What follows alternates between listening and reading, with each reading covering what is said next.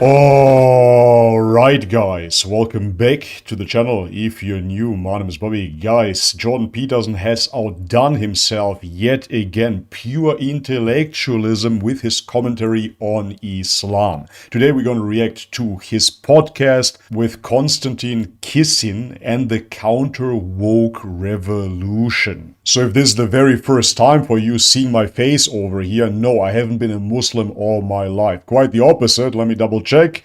Yep, it has been exactly 2 weeks. So prior to that, 35 years, I have been a Christian, an orthodox Christian to be precise. And after dissecting both ideologies carefully for multiple years, I finally submitted my will to God and became a Muslim.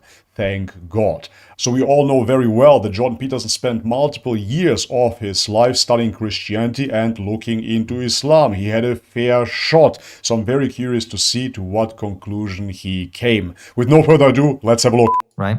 Okay, so let's not make it, so let's agree that you shouldn't subordinate yourself arbitrarily to a rigid structure. Now, you might want to do that sporadically to discipline yourself.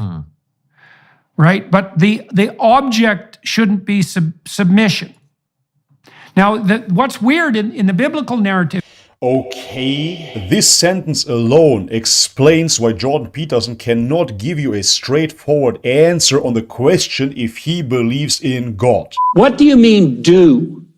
What do you mean you? What do you mean believe? And what do you mean God? So he already tells you that you do not have to submit yourself to a rigid belief system, just occasionally to discipline yourself. Guys, I come from a bodybuilding background. If I would occasionally discipline myself, I wouldn't build the body that I have. If you want to be a bodybuilder, you would have to submit yourself 100% to bodybuilding. And of course, the same, even more so, applies to God. How can we sporadically submit ourselves to a rigid belief system? That doesn't make any sense. You know, is that the goal is not submission. It's so weird. It's covenantal relationship. Okay. And covenantal relationship is actually relationship. So one of the things you see with Moses, for example, and you also see this with Abraham, is that they're constantly negotiating with God. That's why the name of my next book, by the way, is... Yeah, that's absolutely fantastic. So if you look into the Jewish theology, yes, that is correct. They're arguing with God, and there is an instance where the Jews even won an argument with God. But how can that be? What kind of pathetic God would this be, where you, a mere creature, a mere human being, can outsmart God, your creator? Listen to this. I'm a father. My son is 2 years old. He cannot outsmart me if he goes to the candy drawer as if I do not know that. He cannot outsmart me. He's 2 years old. And this is just in a human context. Think about yourself, a mere creature made out of flesh. And then God, the absolute transcendence, the ultimate intelligence. How can you debate and discuss with that force? Of course you cannot. It is absolutely pathetic to think so. But, however, it truly crystallizes Jordan Peterson's mindset here, because it shows us how in love he is with his own intellect, with his own ego. He truly believes that he doesn't have to submit. Why would you have to submit to God, right? Why would I? I'm gonna argue and debate with him. This points out beautifully that he cannot get into a state of peace because he is always reliant upon himself. He simply wants to make himself God, don't you see? It's a negotiation. Wow. It's not a submission. And so God is always threatening to wipe out the Israelites in the desert. He's just sick and tired of their idol worship and their whiny resentment and their bitterness and their worship of the past tyranny. And he's constantly threatening just to wipe them out and start again. Yeah. And that's the apocalypse, I suppose.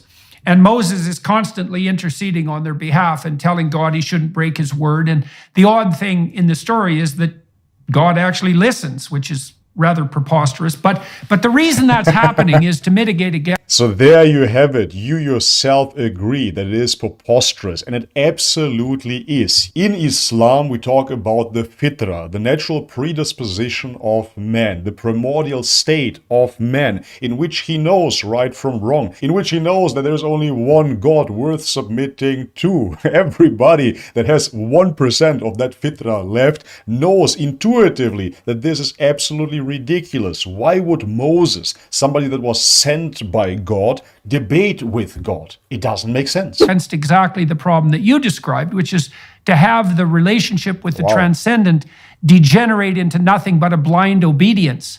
And then the danger of that is, well, a blind obedience to who? And I see this as a threat in Islam, in the more fundamentalist forms of Islam. It's like, well, you should submit to Allah. It's like, hey, fair enough. Allah. Allah as interpreted by who? Oh, totalitarian, misogynistic mullahs. How about no? I don't buy your Allah, and I don't see who made you the right, precisely. And even if I believe Bigger creep. So first and foremost, Jordan Peterson talks about blind obedience, but blind obedience was not the reason why I found myself becoming a Muslim in the first place. Quite the opposite. If you open up the Quran, you will see that the Quran is asking the reader to ponder, to reflect, to ask questions, to seek further knowledge. It is not about shutting off your brain, but quite the opposite, using your God-given intellect to see the truth yourself. So no, Islam is not only about blind obedience. Of course, there's certain commands by God that you would have to carry out. This is the same thing in every religion, of course, and this constitutes a religion. Even if you are not religious whatsoever, there are certain rules that you obey. If you look at the American Constitution, or you look at human rights, or what not, there's always a law in place that you obey, based upon what you find reasonable, or maybe you're just scared of the law, you're scared of the repercussions, and therefore you obey it blindly. Yet again, religion is here to give us an external standard outside of ourselves. And this should appeal to you, Jordan Peterson, because you're talking about counter-wokeism. What is wokeism ultimately? It is worshipping your own desires. This is really what it boils down to. As long as it feels good, we can pursue it. Hey, today I feel like a girl, tomorrow I feel like a tile. Who cares? I want to pursue it because it feels good. Identify myself as a teddy bear. But religion presupposes that there are divine laws, and only if we follow those divine spiritual laws, we will lead a good life. Very similar to physical laws, just transcendent of it, of course. If you look at gravity, even if you do not fully understand it, you submit yourself to the laws of gravity and you do not jump off a building. Because if you do, the consequence would be highly likely certain death. So you do not do that. And it's the same with religious laws. You reason yourself into it at first, or at least you should, and then when you accept it, you can submit yourself to it. Yet again, just like a workout regimen, at first I would have to see the data, for example. Does it really bring positive outcomes when people go to the gym and follow a healthy diet? I see enough evidence for this. Okay, now I'm going to submit myself to fitness. Now I'm going to eat 6 meals a day of rice and chicken, and I'm going to work out religiously. Don't you understand? But to give him the benefit of the doubt, I do understand the authoritarian problem here, that he doesn't want to submit his will to certain mullahs. I understand that, but this is up to you again to filter out the information. Nobody tells you that you have to submit to a mullah. This is not Hinduism where you have to submit yourself to a guru. You have to learn yourself. You will have to see in the end right from wrong. The guy in the sky, I'm not sure I need a middleman to talk to him. Right? Well, that makes you a good Protestant. You know? Well, but look, we could also... Yeah, or rather a good Muslim, because in Islam we don't have a pope, we don't have clergy, we don't have anybody that stands between us and God. Moreover, we don't have any saints, or we don't pray to Jesus or Mother Mary in order to have a connection to God. Well, we could also go down that rabbit hole a little bit, and it's worth it, because I also think this is how we ended up in this postmodern excess liberal conundrum. So Jung talked about Catholicism, as we mentioned, and he talked about the utility of and mercy of the confessional and that possibility of atonement. But he also laid out, the dangers of that. The dangers of the Catholic structure is what would you say, a tilt towards authoritarian rigidity. Sure. Which is what the Protestants rebelled against. That's why, as a former Orthodox, I never resonated with the Catholic structure, because we do not believe that one man holds all the authority, that a man can be the vicar of Christ. But then the question is, well, what's the danger of the Protestant revolution? And the danger is that everybody becomes his own church. Exactly right. And then here's the problem. You tell me what you think about this. Here's the logical conclusion of that. You're your own church. Yep. You're your own God. Yep. Now you can say what God said to Moses out of the depths of the burning bush. You can say, I am what I am. And I would say that's what the identity politics types do. They say, look, I am so superordinate in my own self-defining identity that no matter what identity claim I put forward, Sure. it is incumbent upon you to accept it as if it comes from an omniscient source.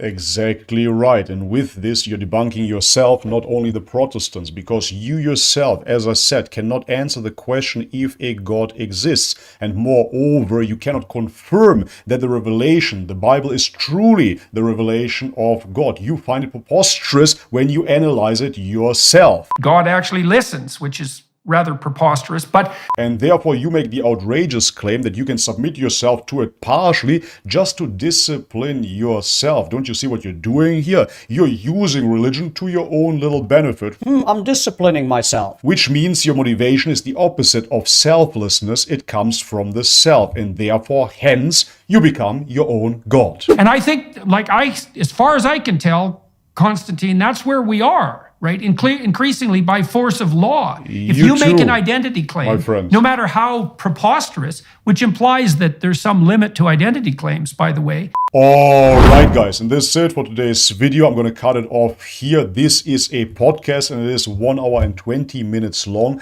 Definitely worthwhile listening to and dissecting the psychology of a Jordan Peterson. However, even this short clip here already explains all that we need to know. This is why this man is suffering. Muhammad Hijab analyzed him Islamically. He gave him a psychological evaluation and told him what the reason is that he is depressed. From the Quranic paradigm, this will not be enough. Meaning, based on your current paradigm, according to the Islamic diagnosis, you will be depressed.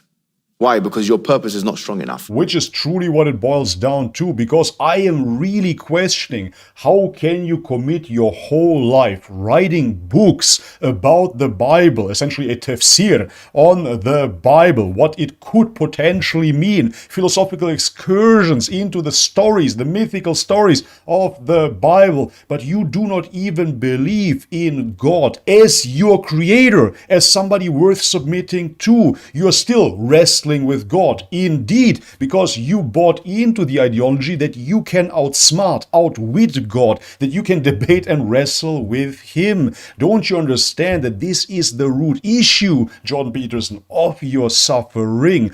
Only if we submit ourselves fully to the will of God, only if we accept the isness of this world, the way that it is, can we find peace.